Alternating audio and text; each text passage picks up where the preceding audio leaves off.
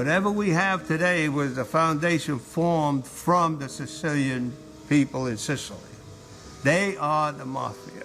In terms of running the money for organized crime in Las Vegas, in Cuba, obviously before the fall of Batista and before the Castro brothers had taken over in Cuba, that he was instrumental, Paul Lefty, in running the casinos in Cuba, the Bahamas, Las Vegas, and everything that went on with the 5 families in the United States in terms of, I think, financial matters involved in organized crime.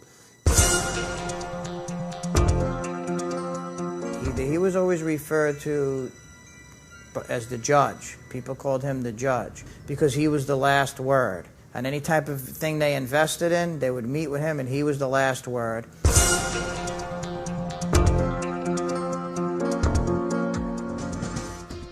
Paul Lefty was a very powerful man that was under the radar for, I think, 4 decades in the United States in organized crime. I said, Uncle Jim, who was Uncle Paul? He says, was he a boss? He said, no, he wasn't a boss. He was a consigliere, like a CEO of General Motors. But you don't know he's really the CEO. You only talk to the guys below him.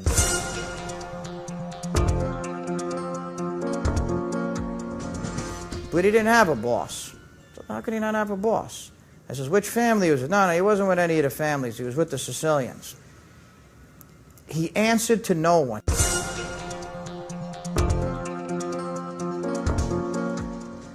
And the power with Paulie Lefty was it fell into, he's Sicilian. And he goes back and forth to Sicily. Paulie Lefty has money, cash and carry. No nonsense, no checks, no legitimate business. Cash and carry, shy money. Go to Sicily, pick up the money, come over here, give it to the 5 families, and they loan shark the money, and the bosses earn money because of Paulie Lefty. Paul Lefty was the money man. All the 5 families would go to Paul Lefty to finance casinos, numerous other operations that they were involved with, including drugs.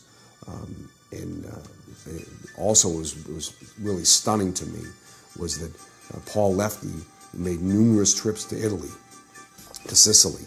And as you know, he was Sicilian. So his connection with organized crime in Europe, and especially in Italy, and how things were handled between Sicily and New York, the ports of New York, ran through Paul. The money that was laundered into the United States. I started digging, and everything he told me was all the Sicilians ran everything.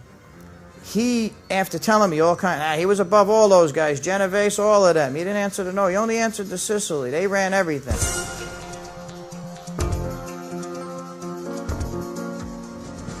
Everything disappears with this guy in the 50s, 60s, and 70s. Okay, and 80s. There's nothing there for like 4 decades.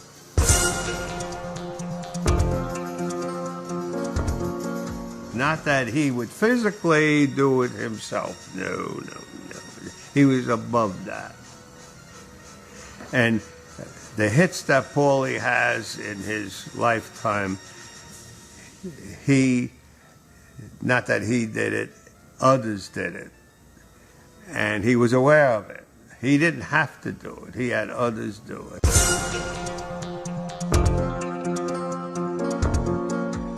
For the first time now, I'm finding out the truth. We knew one thing. No one ever told him what to do. Who was backing him to be able to do that? Well, now we know. Before we suspected Sicily. Even in there we suspect the ties to Sicily. But now we know. Right around the time that Lucky Luciano was working with the Allies against Mussolini in Italy, and he was given free rein, obviously, Lucky was. And we know that Paul Lefty was making trips to Italy as early as the 40s and the 50s on a consistent basis.